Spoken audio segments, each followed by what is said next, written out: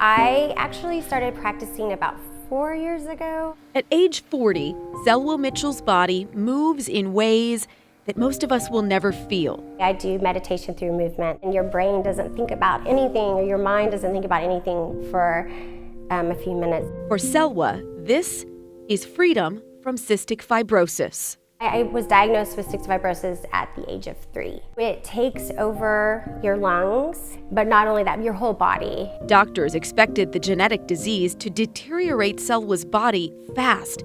She wasn't supposed to live past age 7. Here I am, 40. Years Selwa's body has fought for. Even when she met the love of her life and married him, it meant fighting a lifetime of brushes with death. It was day by day, hour by hour, second by second.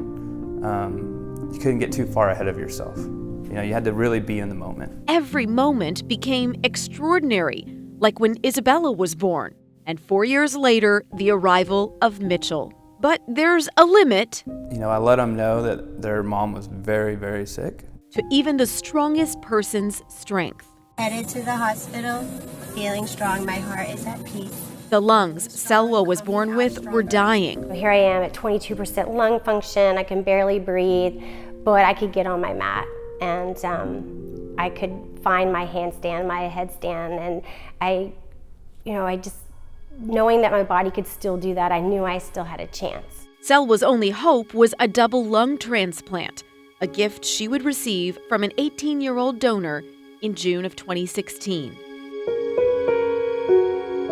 In a few short months, heartbreak. Selwa's body was rejecting the donor lungs. She was breathless and at times hopeless.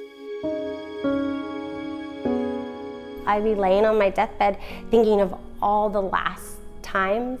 That was my last time to take her to school. That was my last time, to help them brush their teeth. So I was just in my mind living through all my last times. Her body was shutting down, but her spirit was on a different path.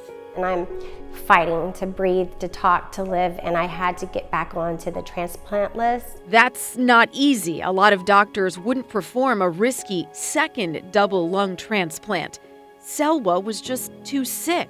My kidneys shut down. I had a heart attack. I had a stroke, liver failure, lung failure. Her husband, Scott, had an idea. I wanted to connect the doctors with a person and a family and a strong woman, not just a patient lying in a hospital bed. He wallpapered Selwa's hospital room with photos. As soon as I did that, the next time a doctor or a nurse walked in, was the first thing their eye went to. They saw the strength in her and how strong her body is and her light that just shines through her.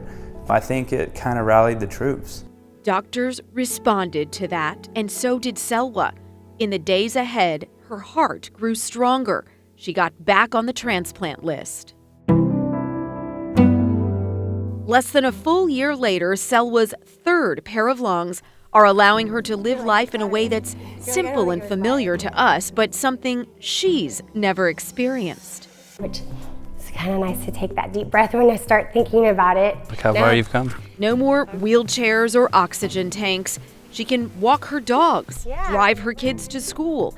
And while she still has to take 50 pills every day, Selwa can practice yoga, now with her full breath. I've had 2 lung transplants, and I still have to be reminded, be thankful for my breath. Your body is capable of so much. Your body is so strong. Just take a deep breath and say thank you. Sonia Azad, Channel 8 News.